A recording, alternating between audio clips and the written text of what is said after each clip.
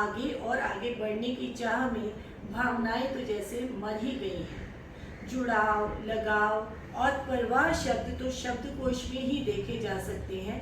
व्यवहारिक जीवन में न तो इनका कोई स्थान रहा और ना ही कोई अर्थ बचा है।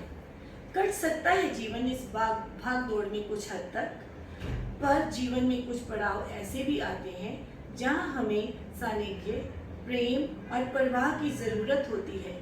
अकेलापन अंदर ही अंदर खोखला कर देता है तन और मन को।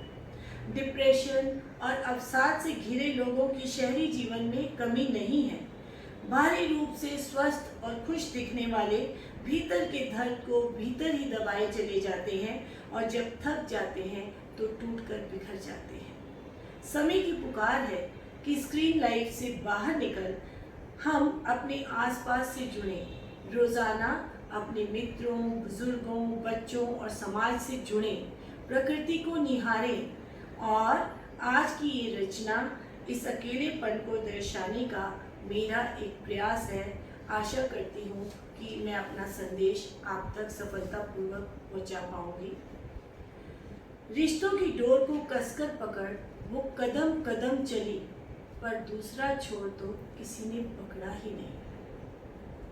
और अंततः वो अकेलेपन का शिकार हुई। उस अकेले की मनोदशा को दर्शाने का प्रयास अपनी इस रचना के माध्यम से कर रही हूँ।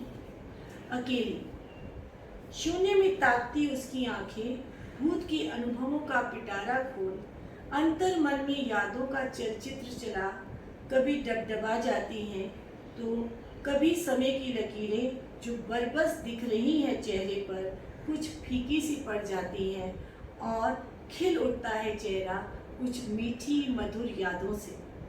पर फिर दूसरे ही क्षण एकांकीपन की चादर समेट लेती है उस मुस्कुराहट को और फिर भूत के अनुभवों से बाहर निकल भविष्य की अनिश्चितता एक कठिन प्रश्न सी मन वेदना दे जाती है।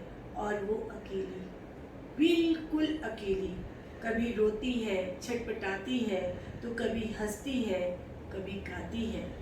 अनसुलझे सवालों का बोझ लिए मन में भविष्य से डरी सहमी सी वर्तमान को भी जी नहीं पाती है। अकेलापन खलता है उसे, रिश्तों की डोर को कसकर पकड़ वो जताती है हमें कि वो है सबके साथ और वो साथ हम सबका चाहती है।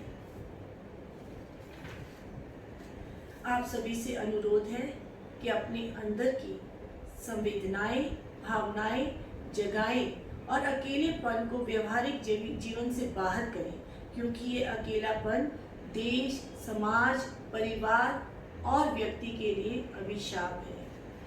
आप मेरी इस प्रस्तुति को लाइक, कमेंट एंड शेयर करें। जल्द ही फिर मिलते हैं एक नई रचना के साथ। धन्यवाद।